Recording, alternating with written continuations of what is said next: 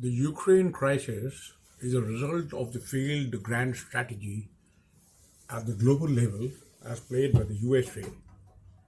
Just sometime back in 2021, they had enunciated the revised thinking that the actual strategic rival to the US is now China, and that US strategy and policy towards China must be laser focused on the fault lines so as to exploit China's weaknesses rather than frittering away American energy on non-essential issues and countries. But in spite of the changed objectives, it appears that the Cold War mindset of the 1960s had not actually changed. It is very clear that Biden kept on insisting of further weakening Russia. As per the new prioritization, the national objective should have been China and the Indo-Pacific theater rather than tinkering with an ex-superpower. Biden and his team have therefore, I feel very strongly, and so will the Indian community and strategic thinkers think, they fail to calculate that putting additional sanctions on Russia will only drive it into a tighter grip of the dragon. The US has thus failed to remain on track of their new alignment and grand strategy based on the Robert D. Blackwell and Ashley J. Tellis' report, which had basically said that the single most important challenge facing the United States in the 21st century is the rise of an increasing authoritarian China under President and General Secretary Xi Jinping. Russia, on its part, was only seeking a little strategic space for guarding the security against Ukraine's NATO formulations. Therefore, it was only seeking that Russia may be allowed to justly reclaim its lost glory and secure its sphere of influence, being an erstwhile superpower. In fact, Biden should have carried out track-through diplomacy and allowed Russia for limited reclamation so that Russia becomes stronger and indirectly the Chinese grip would have loosened. It is a simple calculation. Russia plus China alliance means overwhelming strength, much beyond what NATO could think of. Therefore, the only way that the Americans keep the Chinese away is to fracture this alliance. It would have been better had Biden thought of a brighter strategy, more constructive strategy to create differences between both Russia and China. Economic allurements, I can assure you, to Russia would have delivered this crack. It is better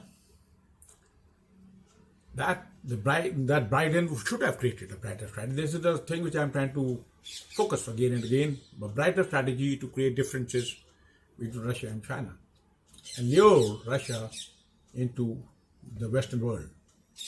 Because the US is still the world power and has enough leverages to do so. By beating Russia, really, I do not know how is US benefiting geopolitically. There is an analogy which is also flowing around that by weakening Russia, they are weakening China's partner. In fact, it is not that way. In fact, by weakening Russia, you are making Russia's great nuclear and other strategic assets as automatically becoming a part of China's assets. So this is what one has to understand. Obviously, such an American objective is being falsely thought of, and it has been further accentuated by a very immature leadership of Zelensky, who has been belittling Putin from time to time. Instead of sticking to the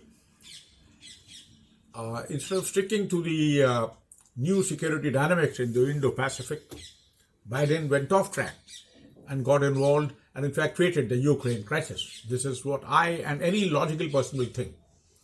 Biden should have taken advantage, should have agreed to Russian demands of an increased sphere of influence. Now let us see, what does America do? It cannot do anything except putting more sanctions on Russia. That would further mean the bear getting further into the dragon's hug. And that further means cementing of China and Russia's strategic ties. Yes, in the long run, the US is likely to gain by creating a low-intensity conflict situation, as it had done against the USSR in Afghanistan in the 1970s. It created the Taliban only. A same kind of model is evolving, where US is likely to create a resistance movement backed by Europe and create a new area of conflict. Now, for Afghanistan, now read Ukraine is what is going to happen. Or for Vietnam, read Ukraine. This is what is going to happen. So it sucks in the European nations. China gets a free hand. And this is what has to be prevented. Let us not forget that India is a very vulnerable country. And therefore, we are all vulnerable.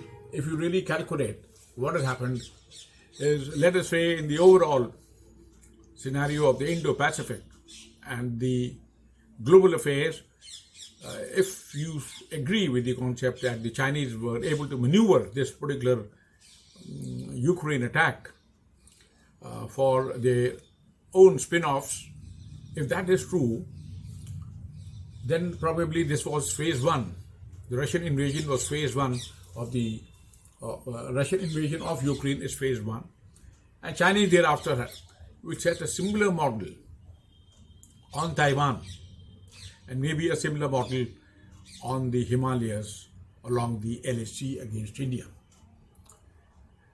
So therefore the danger of this Ukrainian attack by Russia is paramountly towards India, not only economically, not only earning a bad name in the world, because we are the bad boy now and China is the only good boy after this crisis, and that India has to prepare for a war where very, very limited chances are there of anyone coming to our assistance.